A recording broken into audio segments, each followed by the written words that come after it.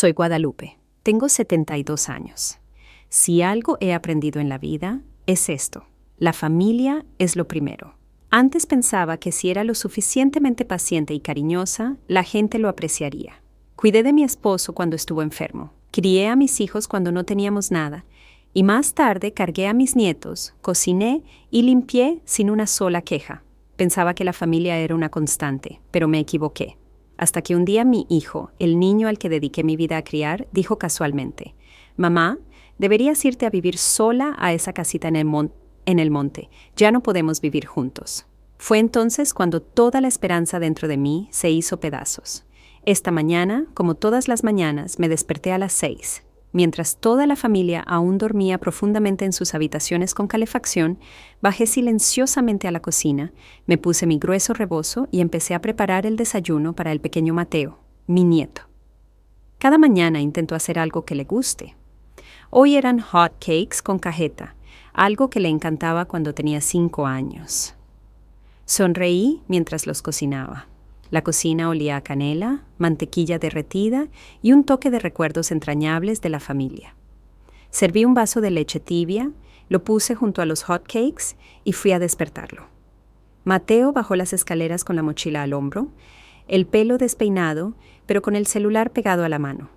Pasó de largo la mesa, echó un vistazo a los hot cakes y frunció el ceño. «Abuela, quería donas de chocolate». Dicho esto, abrió el refrigerador, sacó una caja de cereal y leche fría, ignorando los hot cakes que acababa de sacar del comal. No dije nada, simplemente guardé silenciosamente los hot cakes en un recipiente, esperando otra oportunidad. Cuando llegó la hora de ir a la escuela, agarré su mochila y fui a abrir la puerta del coche como de costumbre. Pero cuando estaba a punto de salir con él para acompañarlo hasta la entrada, Mateo se giró hacia mí con una voz suave, pero lo suficientemente aguda como para cortarme hasta la médula. «Abuela, no te bajes del coche. Mis amigos pensarán que eres la muchacha del servicio. Me daría mucha pena». Me congelé. Mi mano en la manija de la puerta se tensó. Asentí levemente, sonriendo. «Está bien, entiendo». No se dio cuenta de que acababa de aceptar otro rechazo. Simplemente cerró silenciosamente la puerta del coche, corrió hacia la entrada de la escuela y se unió al grupo de estudiantes que charlaban animadamente. Me senté en el coche durante unos minutos mirando fijamente al frente. Solía pensar que si era lo suficientemente paciente y cariñosa, los niños a los que cuidaba lo apreciarían. Pero supongo que me equivoqué. Esa noche preparé la cena, un guisado de res con nopales, un platillo tradicional que tanto a Julio como a Sofía les encantaba cuando las cosas eran difíciles. Lo cociné a la antigua usanza, a fuego lento, añadiendo un chorrito de pulque para realzar el sabor. Toda la familia se sentó a la mesa.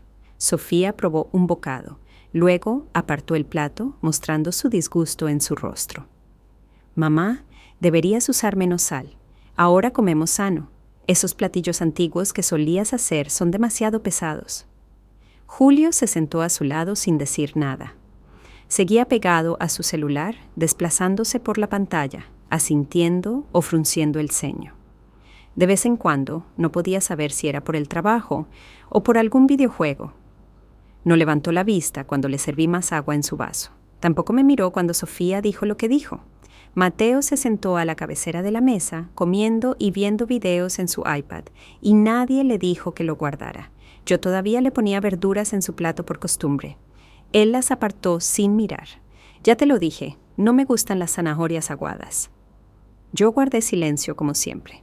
Después de la cena, toda la familia se levantó y se fue directamente a la sala de estar. El televisor resonaba fuertemente, veían películas, hablaban y reían. Yo me quedé en la cocina recogiendo los platos, lavando los trastes, limpiando la mesa. El agua del fregadero estaba fría porque el calentador de agua estaba descompuesto.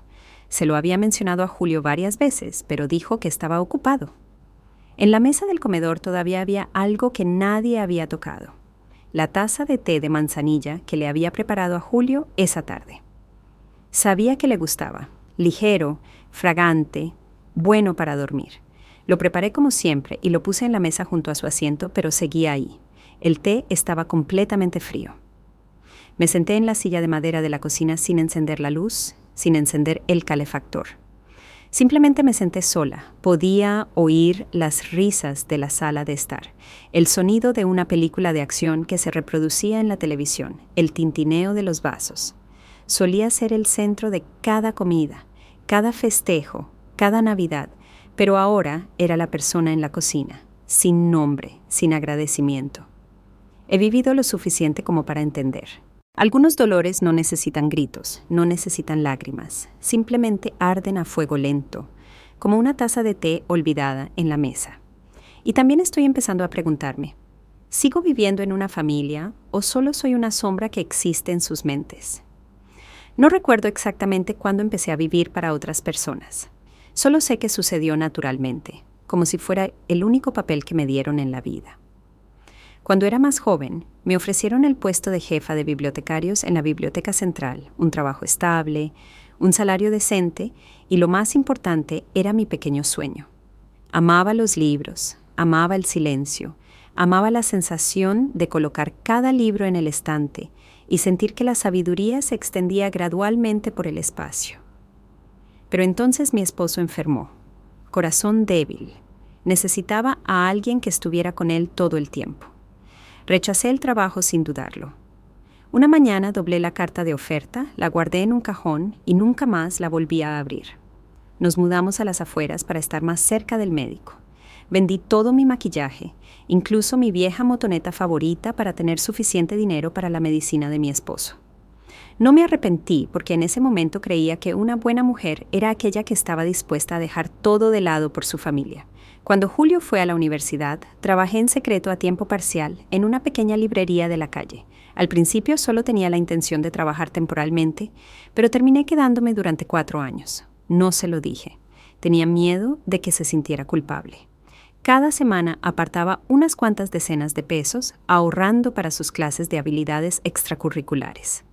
Recuerdo claramente la sensación cada vez que veía mi cheque de pago. Solo unas pocas líneas simples que registraban mis esfuerzos. Sin embargo, era más conmovedor que cualquier elogio. Cuando Sofía tuvo un parto difícil, estuve en el hospital durante toda una semana, cambiando pañales, lavándola, controlando el pulso tanto de la madre como del niño. Julio todavía estaba ocupado manejando contratos, Sofía estaba cansada, y las enfermeras no tenían suficiente personal. Solo dormía a ratos en una silla de plástico en el pasillo. Me dolía la espalda y nadie me preguntó, «Mamá, ¿necesitas descansar?» No exigí nada. Honestamente, así fue. Para mí el amor no necesita ser escrito, pero a veces el silencio tiene un sonido, y el sonido que escuché fue la invisibilidad. Hubo un tiempo en que escribí todo un plan para abrir una pequeña panadería. La panadería de Lupe, solo vendiendo algunos artículos sencillos. Empanadas de manzana, conchas, pan de elote, sin necesidad de grandes ganancias, solo esperando tener un rincón propio. Pero entonces la vida siguió. La cocina familiar reemplazó gradualmente el sueño. Doblé el cuaderno, lo puse debajo de mi almohada. Pasaron muchos años hasta que mi cabello se volvió blanco. Ese cuaderno todavía estaba allí sin nuevas entradas. La gente a menudo me llamaba una madre devota, una abuela capaz, un pilar silencioso, pero nadie me llamó nunca una mujer fuerte. Tal vez porque nunca me han visto como un ser humano separado, solo un telón de fondo para la vida de otras personas. Todo comenzó en una mañana que parecía muy ordinaria, pero terminó con un despertar que nadie notó. Ese día era el 8º cumpleaños de Mateo. Me desperté más temprano de lo habitual e incluso antes de lavarme la cara empecé a preparar la fiesta. Sofía me había dicho unos días antes que iban a celebrar una fiesta al aire libre al estilo campirano. Dijo exactamente esas 3 palabras. Luego me entregó una larga lista de comida, artículos y cosas que hacer. Ni una sola oferta, ni una sola pregunta. «Mamá, ¿estás cansada?», sino una orden silenciosa, asumiendo que yo me encargaría de todo como siempre. No dije nada, simplemente asentí y empecé a trabajar. En parte por costumbre, en parte porque había planeado darle a Mateo un regalo especial ese día. Horneé empanadas de manzana según la vieja receta de mi esposo. Hice tortas, macarrones con queso, brownies, ensalada de frutas e incluso pollo frito al estilo ranchero. por el que solía saltar de alegría cuando era pequeño. Estuve en la cocina desde que el cielo aún estaba gris hasta que el sol llenó los cristales de las ventanas. Mientras me secaba las manos, quitándome el mandil para subir a cambiarme, me detuve junto a la bolsa que había preparado ayer. En el compartimento central puse un sobre café. Dentro había una cuenta de ahorros con 500,000 pesos. Era todo el dinero que mi esposo dejó antes de morir. Nunca lo había usado. Siempre pensé, cuando llegara el momento adecuado, se lo daría a alguien que lo mereciera. Hoy se lo iba a dar a mi nieto como una forma de continuar el amor de la generación anterior. Salí al jardín trasero. Habían montado la carpa, extendido las mesas largas, colgado globos y pancartas con el nombre de Mateo en brillantes letras metálicas. A primera vista, cualquiera pensaría que era un día feliz, pero me sentí perdida. Saqué la bandeja de empanadas de manzana y antes de que pudiera dejarla, un niño, probablemente un compañero de clase de Mateo, señaló y preguntó: ¿Quién es esa señora grande? Mateo se giró y respondió casualmente: ¡Oh! Esa es la muchacha del servicio. Es lenta, pero hace lo que le digas. Escuché cada palabra claramente, como si alguien me hubiera echado agua fría bajo el sol.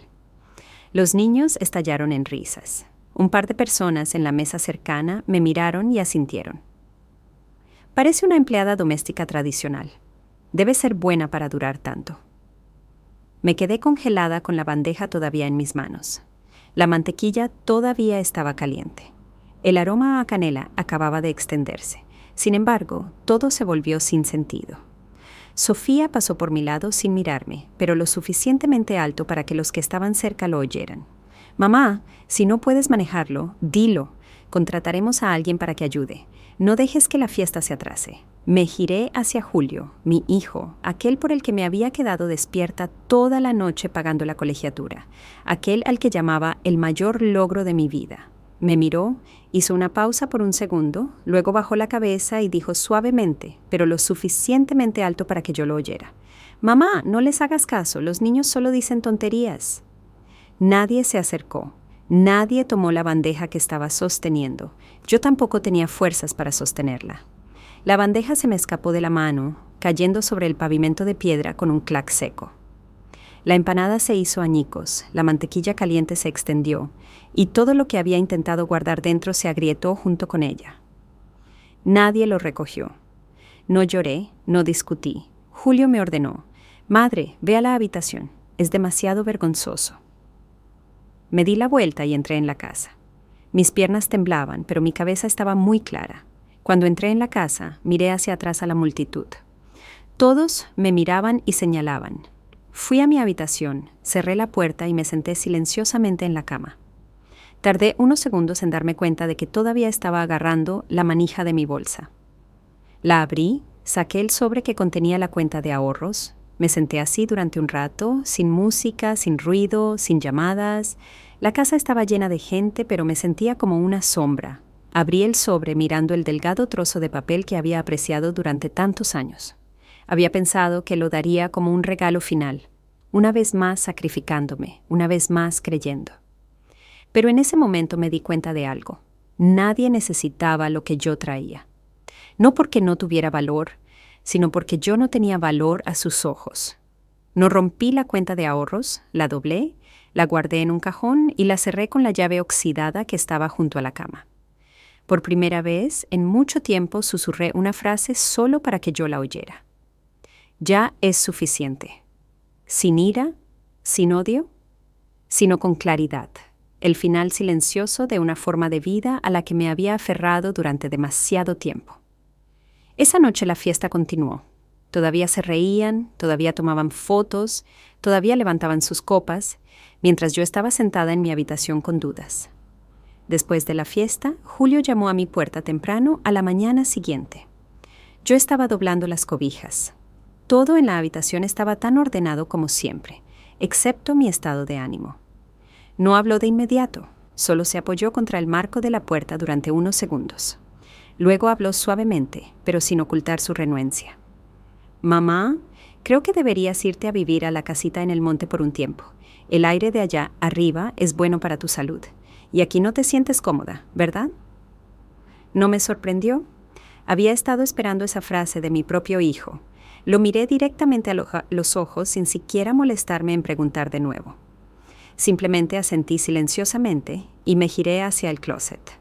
Esa respuesta para mí fue tan ligera como un suspiro, pero tan pesada como el final de un capítulo de mi vida. Julio no dijo nada más. Se alejó rápidamente como si temiera que cambiara de opinión. Me senté en el borde de la cama. Mi mano descansaba sobre el cajón donde se guardaba el sobre. No necesitaba abrirlo, lo sabía. Me lo llevaría conmigo, no para dárselo a nadie más, sino para empezar de nuevo. Organizaron una pequeña camioneta para llevarme a mí y algunas cosas al monte. Nadie me despidió. Sofía estaba ocupada en el trabajo. Mateo todavía estaba en su clase de regularización. Julio solo me dijo una frase antes de que subiera a la camioneta. Recuerda tomar suficiente medicina y no olvides llamar si necesitas algo.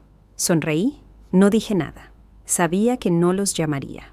Me senté en la parte trasera de la camioneta junto a unas cajas de libros, una vieja maleta de tela, un sillón y una canasta de panes dulces que había preparado yo misma.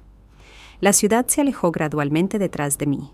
Las anchas carreteras pavimentadas, las casas adosadas e incluso el supermercado familiar. Todo pasó por la ventana como una película que ya no me pertenecía. El viaje duró casi 2 horas. Cuando la camioneta giró hacia el estrecho camino de terracería que conducía a la montaña, pude oler el pino seco, las hojas muertas y la niebla fría mezclados. La pequeña casita de madera, que solía ser nuestra escapada de fin de semana hace muchos años, ahora aparecía tan solitaria como un recuerdo olvidado. El conductor me ayudó a meter las cosas. Le dije que ya podía irse. Asintió despidiéndose con una mirada de preocupación, como si no entendiera por qué una anciana elegiría vivir en un lugar tan remoto. Cerré la puerta sola. La casita estaba polvorienta, pero no desvencijada. Todo seguía allí.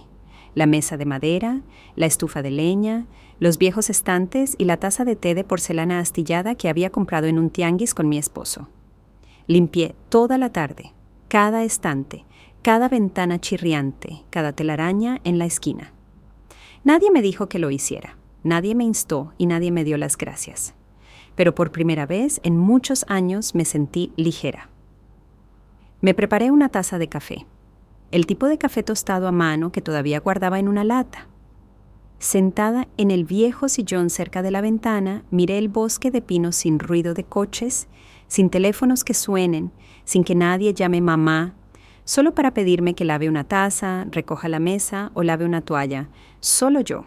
La primera noche hizo más frío de lo que recordaba. Encendí la estufa de leña, me puse un grueso rebozo y me acosté debajo del viejo edredón. En el cajón de la mesita de noche, el sobre permanecía intacto, sin ser molestado. No lo abrí, pero sabía. Era lo único que me quedaba después de una vida que había vertido para los demás, y lo usaría, no para sobrevivir, sino para vivir de nuevo. A la mañana siguiente preparé té, corté una manzana y por primera vez escribí de nuevo en el viejo cuaderno. La panadería de Lupe. Planes para reiniciar desde la pequeña casita de madera. No sabía lo que depararía el futuro, pero sabía que no esperaría a que nadie llamara. No me aferraría a nadie. No seguiría viviendo como si fuera solo un tenue telón de fondo en la vida de otras personas.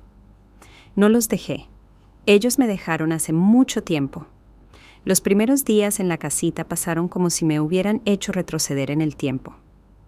De vuelta a mí misma, antes de convertirme en esposa, en madre, en una persona detrás de cada comida, cada festejo, cada foto familiar. Empecé con cosas pequeñas.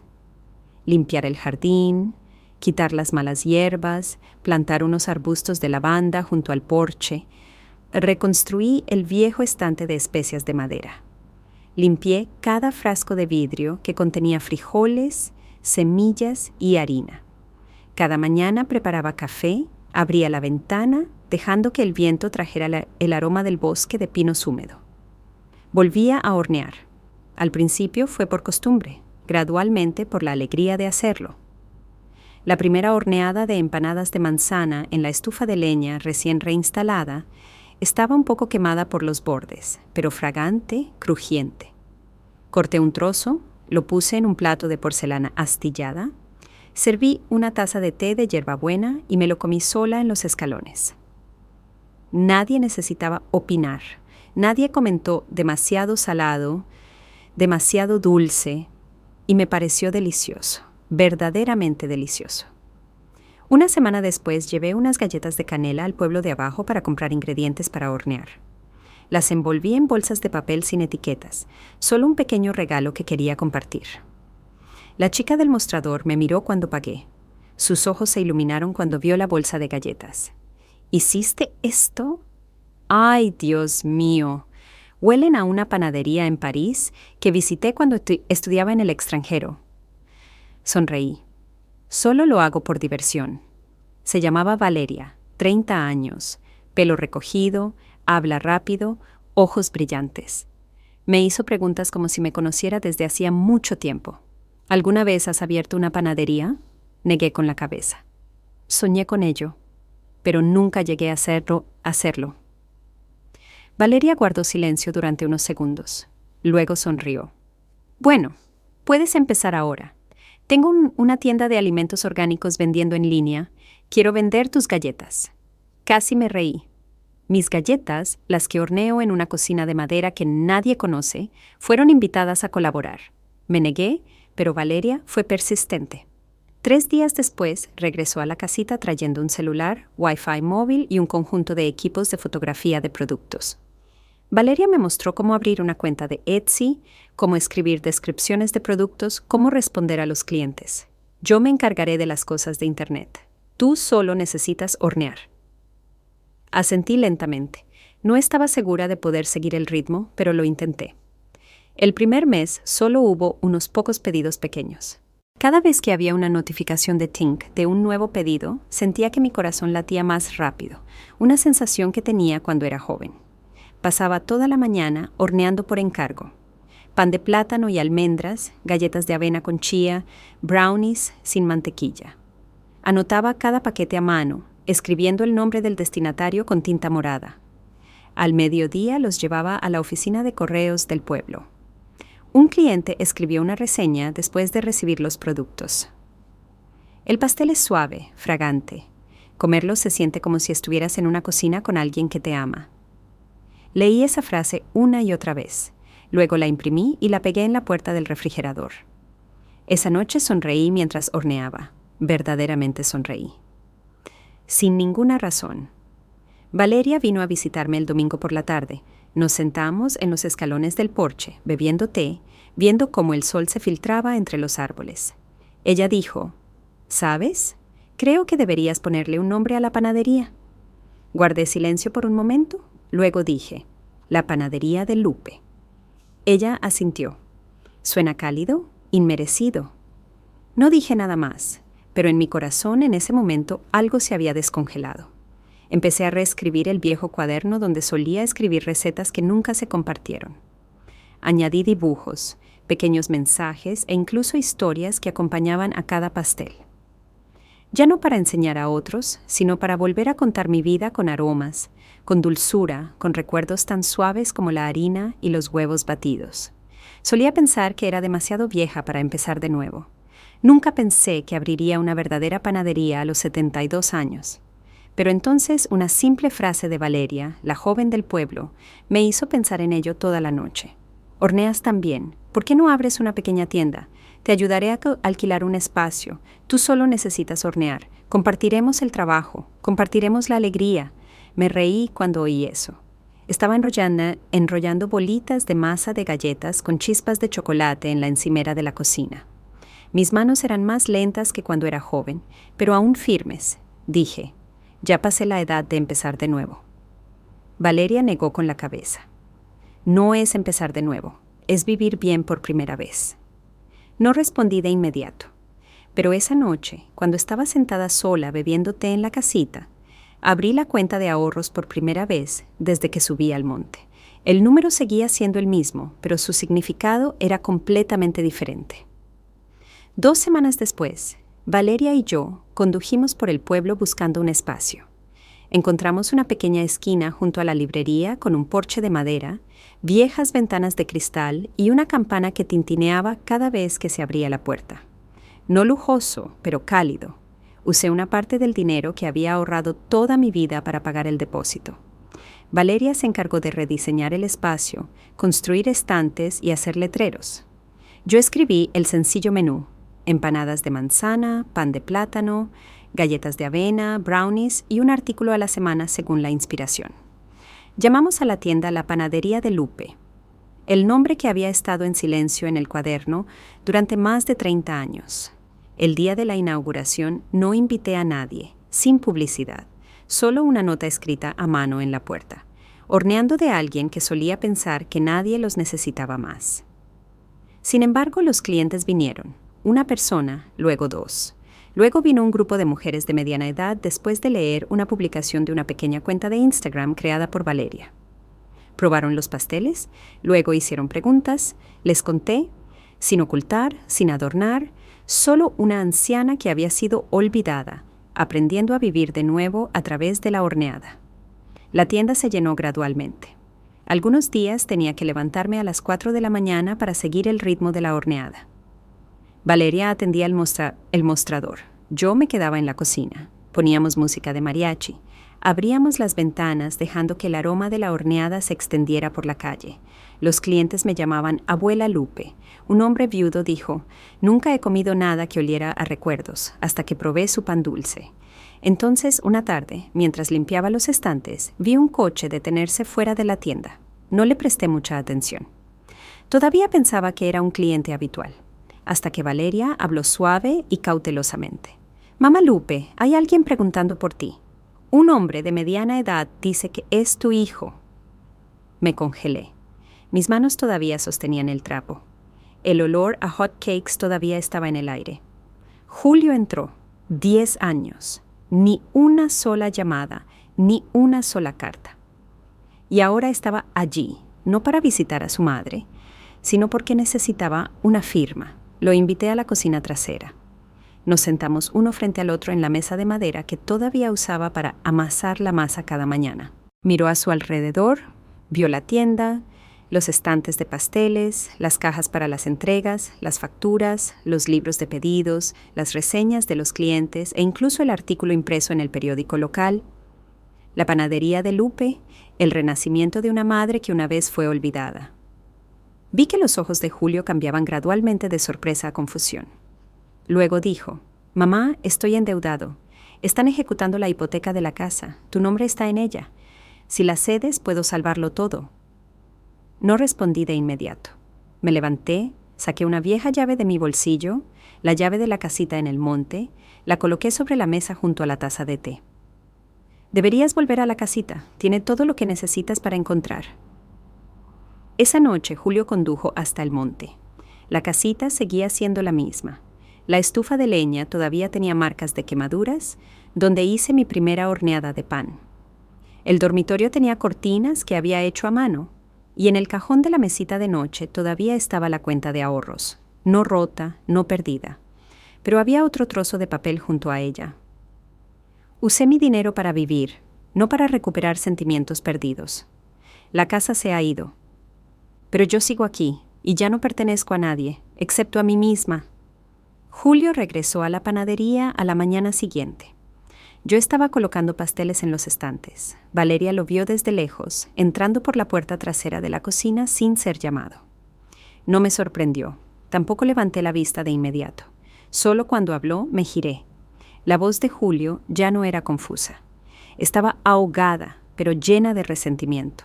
«Mamá, ¿de verdad ya no te importa? Estoy a punto de perderlo todo. Esa casa podría salvarlo todo. A mí, a Sofía, incluso a Mateo. ¿Vas a dejar que me ahogue así?» Me puse de pie, secándome las manos en mi mandil, enfrentándolo. La luz del sol brillaba a través de la ventana sobre sus pómulos más delgados, ojos hundidos, pero ya no era el hijo que solía sostener en mis brazos. Pregunté suavemente, como un suspiro: «¿Para qué crees que he estado viviendo los últimos 10 años?» Julio guardó silencio. Continué sin levantar la voz, pero cada palabra era pesada como una piedra que se deja caer en aguas profundas.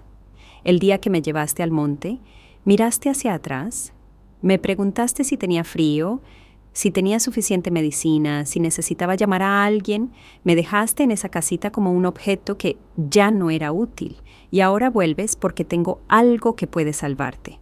Julio se mordió el labio con las manos apretadas con fuerza. Seguí. He vivido 10 años sola. Nadie preguntó por mí, nadie me recordó, pero fue allí donde me encontré de nuevo, de una pila de harina y un viejo horno. Y tú me perdiste, no ayer, sino desde el día en que me convertí en la muchacha del servicio a los ojos de tu familia. Julio apretó los dientes. Hablas como si ya no fueras mi madre. Lo miré directamente a los ojos. Solía ser tu madre, pero no puedo ser tu sombra para siempre. Solía pensar que la maternidad era una constante, pero resulta que también tiene condiciones. Si la gente solo me recuerda cuando necesita ayuda. No quería seguir discutiendo, así que lo eché de la tienda. Se quedó afuera gritando, «Madre, sálvame. Si no lo hacen, me matarán. No creas que huir es todo lo que importa». Todos los que pasaban estaban mirando adentro. Ha pasado mucho tiempo desde que me sentí humillada, pero aliviada después de muchos años. Valeria se quedó en la esquina en silencio todo el tiempo, y ahora salió. Puso su mano sobre mi hombro y susurró, «No eres cruel, simplemente elegiste vivir». Una semana después de esa reunión, recibí una carta de una oficina de abogados enviada por Julio. El contenido era una propuesta para renegociar la propiedad de la casa de una manera que beneficie a ambas partes. Debajo había una sugerencia. Si aceptaba ceder la casa donada, ellos se comprometerían a proporcionar apoyo financiero para mi cuidado al final de la vida. Sonreí levemente cuando leí esa línea. Cuidado al final de la vida. La gente que me dejó en el monte sin una palabra de despedida. Doblé la carta cuidadosamente, la puse en un sobre y no respondí, pero sabía que era hora de ponerle fin oficialmente. Programé a Julio para que viniera a la panadería en una tarde tranquila. Valeria se retiró temporalmente al almacén. Julio llegó a tiempo. Su rostro estaba cansado, pero aún mantenía la confianza de alguien que estaba acostumbrado a dar órdenes. No lo dejé hablar primero. Coloqué frente a él una copia de mi testamento que había firmado en la notaría. Yo, Guadalupe María Torres, declaro que no voy a dejar ningún activo material a los miembros de mi familia que me han descuidado, abusado o manipulado durante el período comprendido entre los 62 años y la actualidad. Todas las ganancias de la panadería de Lupe después de mi muerte se transferirán a una organización que proporciona capacitación vocacional gratuita a mujeres mayores para reintegrarse a la sociedad. Julio estaba atónito. Su voz se volvió ronca. ¿Hablas en serio? Asentí con calma, sin una pizca de vacilación. Más en serio que nunca. Puso sus manos sobre la mesa tratando de contenerse. ¿Vas a borrarme de tu vida para siempre? Lo miré directamente a los ojos. No, tú me borraste de tu vida hace 10 años y hoy solo estoy reconociendo eso. Julio se levantó. Se fue sin mirar atrás. Esta vez no necesité tratar de retenerlo. No lloré, no temblé, no me arrepentí. Simplemente suspiré aliviada, como si me hubiera quitado una vieja capa de piel que había usado toda mi vida. Esa noche me senté en la cocina abriendo un viejo álbum de fotos. Una foto de Julio de niño de pie, junto a su primera bicicleta con la boca ansiosa. Una foto de mi esposo abrazándome por detrás en el jardín y una foto más reciente, Valeria y yo, sonriendo juntas en la panadería, con las manos cubiertas de harina, el pelo despeinado. Las doblé suavemente, las puse en un sobre separado, etiquetado. Guadalupe, mi propia parte de la vida. Ya no soy la madre de alguien que no me ve como una persona. No actúo como esposa, no actúo como ayuda, no sirvo como apoyo mental para aquellos que solo me recuerdan cuando se caen. Y por primera vez en 72 años, soy libre en el verdadero sentido de la palabra. Desde la última reunión con Julio, sentí como si una cuerda invisible en mi corazón se hubiera cortado, no con cuchillos y tijeras, sino con claridad. Aún así, no hubo dolor, ni ira, ni necesidad de explicar, simplemente terminó, y después de separarme de una vieja vida, empecé a vivir verdaderamente por el resto de mi vida. La panadería de Lupe está cada vez más ocupada. Valeria es joven, creativa y siempre trae nuevas ideas, mientras que yo soy la que está en la cocina manteniendo la calidez de los panes dulces que llevan el aroma de los recuerdos. Nos complementamos como una fórmula perfectamente equilibrada. Cada mañana todavía me levanto temprano, pero diferente del pasado, ya no me levanto para servir a nadie, sino para esperar la alegría que creo. Enciendo la estufa, amaso la masa, añado canela, añado mantequilla y me veo volver a la vida de las mismas manos que una vez fueron llamadas lentas, inútiles. Los clientes habituales me llaman la Lupe del pueblo. Un grupo de mujeres de mediana edad abrió el club un platillo por semana, siguiendo mi fórmula. Aprenden a hornear panes dulces y aprenden a hablarse a sí mismas usando cosas amables. Empecé a dar clases de horneado los sábados por la tarde. Mis estudiantes son de todas las edades. Una mujer de 80 años quiere hacer un pastel de bodas para su nieta. Una madre soltera que acaba de perder su trabajo. Un niño que sufre de depresión porque sus padres se divorciaron. Un día, una mujer me dijo después de la clase: no me enseña a hornear pasteles, me enseña a ser paciente conmigo misma. No sé si hice eso, pero me alegro de no haberme quedado en silencio para siempre. Al final de esa primavera me invitaron a compartir en una charla comunitaria llamada Segunda Floración, flores que florecen tarde. Me paré en un pequeño escenario en la biblioteca del pueblo frente a unas 60 personas. Mis manos temblaban cuando sostuve el micrófono, pero mi voz no. Conté sobre haber sido dejada en el monte, sobre la casita de madera, sobre el viejo horno y sobre la primera vez que me atreví a vivir para nadie más que para mí misma. Al final de la presentación hubo un largo aplauso. Una mujer lloró, un joven se inclinó y me dio las gracias. Nunca pensé que una anciana echada de la casa por sus hijos podría inspirar a nadie, pero resulta que solo levantarse, seguir viviendo, es suficiente para que alguien viva con valentía después. Escribo blogs, comparto recetas, cuento historias, usé las primeras ganancias de la panadería para trabajar con Valeria para abrir un fondo de levadura, patrocinando a mujeres mayores que quieren aprender el oficio de hornear y empezar de nuevo. Las primeras 3 mujeres han participado. Una trabajaba antes como empleada doméstica que fue echada de la casa por no ser moderna. Una vivía antes en un albergue. Veo imágenes de mí misma en ellas y ayudo. No porque sienta lástima por ellas, sino porque entiendo la frialdad cuando nadie llama mi nombre con afecto. Esa noche, después de un largo día de trabajo, me senté en el porche sosteniendo una taza de té de jengibre, mirando las tenues estrellas contra el cielo oscuro. Ya no hay mamá llamando en la casa. Ninguna mano pequeña me abraza cuando llego tarde a casa, pero no me siento carente. Tengo una vida plena, una panadería cálida, amigos verdaderos y respeto. Algo que pensé que tenía que intercambiar con resistencia durante toda mi vida. No soy vieja. Simplemente florecí recientemente, tarde, pero aún a tiempo. El otoño ha llegado al pueblo. El ahuehuete frente a la panadería está empezando a cambiar de color. Cada mañana, barriendo hojas, veo el tiempo pasar lentamente, constantemente, sin retener a nadie ni esperar a nadie, justo como yo. La panadería sigue llena. Valeria acaba de firmar un contrato para suministrar pan a una cafetería en la ciudad. Ya no participo mucho en la gestión, ahora hago menos, enseño más y escribo más.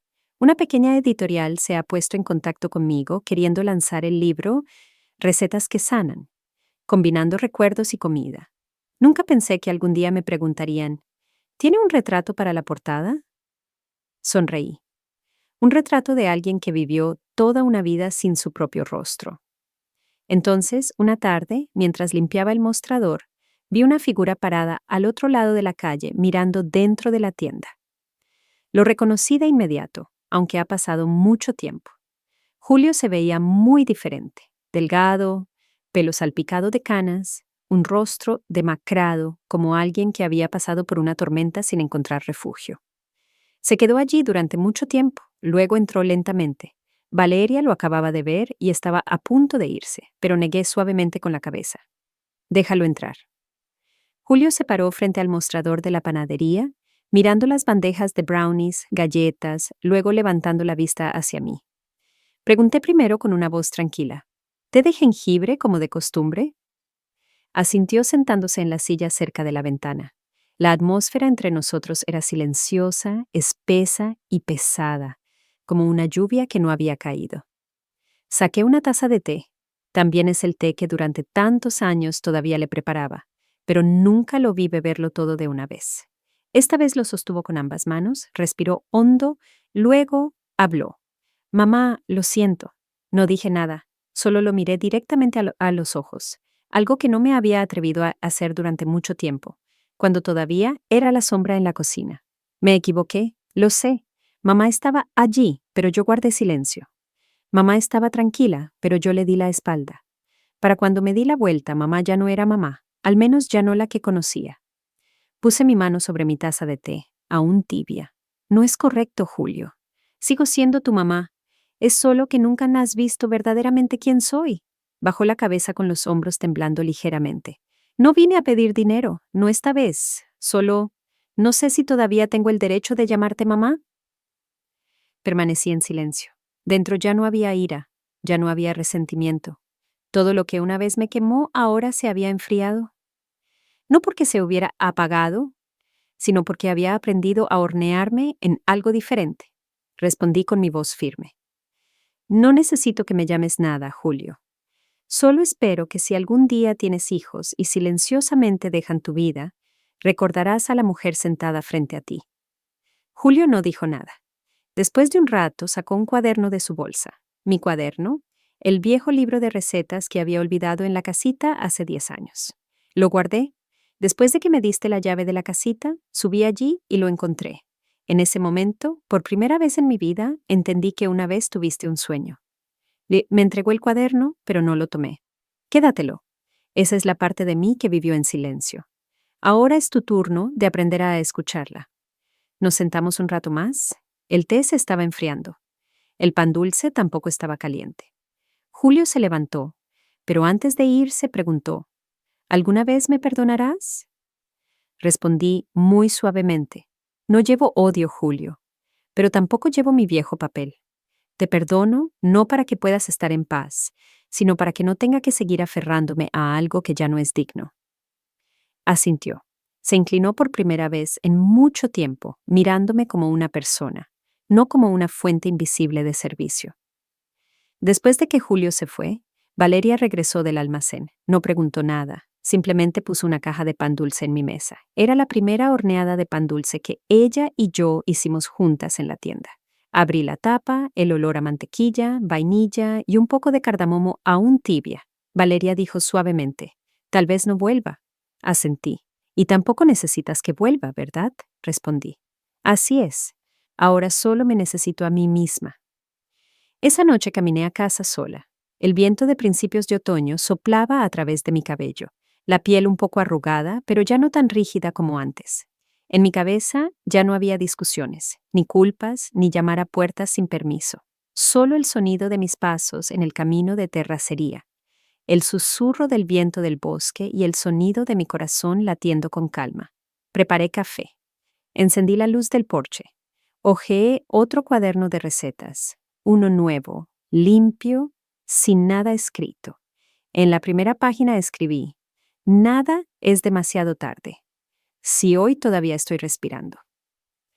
2 meses después de la última reunión con Julio, recibí un correo electrónico de la organización Segunda Floración, donde me habían invitado a compartir la historia de mi vida.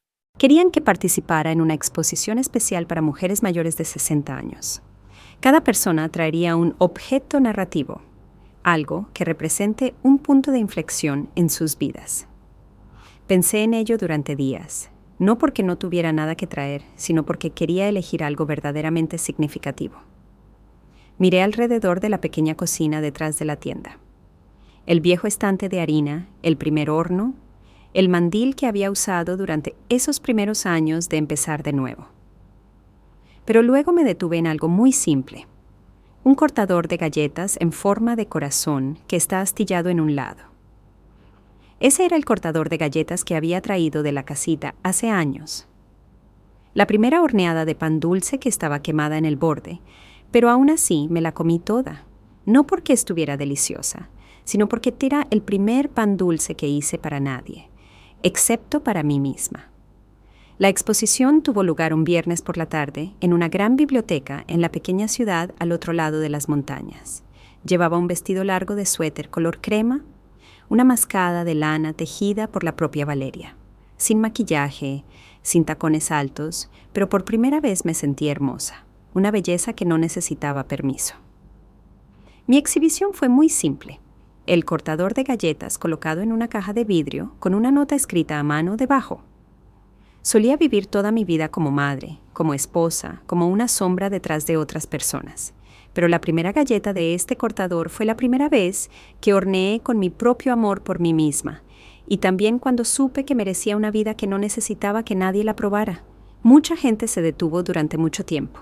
Algunos pidieron tomar fotos, algunos lloraron, algunos pusieron sus manos sobre el vidrio, como si quisieran tocar algo muy personal, muy real. Yo solo me paré detrás sosteniendo una taza de té, sonriendo. No necesito salir a la multitud. No necesito destacar, solo necesito ser vista por primera vez con mi nombre real. Esa noche me quedé en la ciudad con Valeria, en un pequeño y acogedor apartamento de Airbnb. Ella trajo vino, pusimos música de jazz y horneamos juntas, no para los clientes, sino para nosotras mismas. Horneamos y nos reímos de cosas triviales. Clientes que piden lo incorrecto. Una joven que ama los brownies, pero es alérgica a la mantequilla. O la primera vez que intenté abrir TikTok y accidentalmente transmití en vivo mientras me cepillaba el cabello.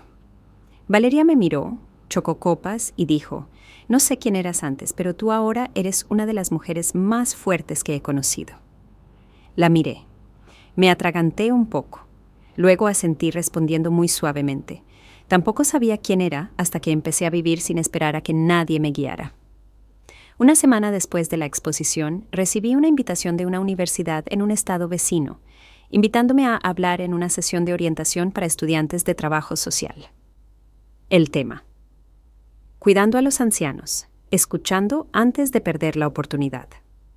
Acepté, no porque quisiera contar mi triste historia, sino porque sabía que si un joven estudiante escuchaba una parte de la verdad de mí, quién sabe, en el futuro, una madre como yo no sería empujada a una montaña de nuevo. También empecé a planear viajar. El primer viaje fue a Oaxaca, un lugar que soñé cuando tenía 20 años antes de conocer a mi esposo. Reservé el boleto de avión yo misma. Elegí el hotel yo misma. Escribí en mi cuaderno, Guadalupe, deja que tus pies te guíen. Por primera vez, en más de 40 años, no necesité preguntar el horario de nadie. No necesité pedir permiso, no necesité planear las comidas de nadie más. Fui como una mujer verdaderamente libre. Valeria me dio un nuevo cuaderno con una cubierta café clara, la esquina grabada con las palabras, no llegas tarde, solo estabas esperando por ti misma. Había escrito casi todo el cuaderno sobre nuevas recetas, sobre clientes interesantes, sobre la clase que estaba enseñando, sobre un hombre mayor que venía a la panadería todos los miércoles por la tarde, solo para comprar una rebanada de empanada de manzana y contar una vieja historia sobre mi sonrisa, cada vez que limpiaba el mostrador de pasteles por la mañana y sobre el silencio ahora, ya no solitario, sino pacífico. No sé hasta dónde llegaré. Ya no pienso en los sí o qué pasaría si. Pero si pudiera enviar una breve línea al pasado, a la mujer de hace 10 años parada sola en la casita de madera en el monte, diría: ojalá te hubieras atrevido antes, pero está bien, porque ahora te has atrevido. Y si alguien está leyendo estas líneas, está viviendo en una cocina fría, está siendo visto como una sombra, recuerda que todavía puedes salir de allí. Ya tengas 35, 72 años, solo necesitas atreverte a elegirte a ti misma. Una vez solía pensar que si era lo suficientemente buena, me sacrificaba lo suficiente, era lo suficientemente paciente. Entonces, algún día la gente se daría cuenta de mi valor. Solía creer que ser madre, esposa, alguien detrás de las escenas era un honor, sin importar cuán silenciosamente fuera. Solía decirme a mí misma, solo inténtalo un poco más, porque eso es familia, porque la familia es para siempre. Pero entonces me di cuenta de una verdad dolorosa, pero necesaria. No todo el mundo sabe amar y no todo el mundo es digno de tu sacrificio. Mi historia no se trata de venganza, no se trata de reclamar un hogar o castigar a nadie. Es el viaje de una mujer que una vez se perdió a sí misma y luego eligió levantarse sin esperar a que nadie la levantara, sin culpar a nadie por hacerla caer. No soy la víctima de nadie, simplemente fui alguien que no se atrevió a elegirse a sí misma. La mayor lección que aprendí después de todos esos años es esta. No necesitas permiso para vivir para ti misma. No necesitas esperar a que alguien te reconozca para verte a ti misma como digna. No necesitas volver a ser joven para empezar. Solo necesitas empezar justo donde estás parada. Una vez que te atreves a dejar tu viejo papel, ya sea una sombra, un nombre olvidado en la mesa de la cena, te darás cuenta que ese mismo coraje es el mayor amor que puedes darte a ti misma. Si alguien está leyendo estas líneas y se ve a sí mismo en esa historia, la mujer lavando platos en la cocina silenciosa, la madre tratada como una muchacha del servicio, la abuela alejada del cumpleaños del nieto al que solía cantarle todas las noches, quiero decirte que no estás equivocado, no eres pequeño, no eres invisible, simplemente estás esperando el momento adecuado para elegirte a ti misma. Y si aún no lo has hecho, empieza hoy. Aunque tarde, todavía hay tiempo. Soy Guadalupe y solía vivir toda mi vida para los demás, pero desde los 72 años empecé a vivir para mí, y esa es la parte más hermosa de mi vida.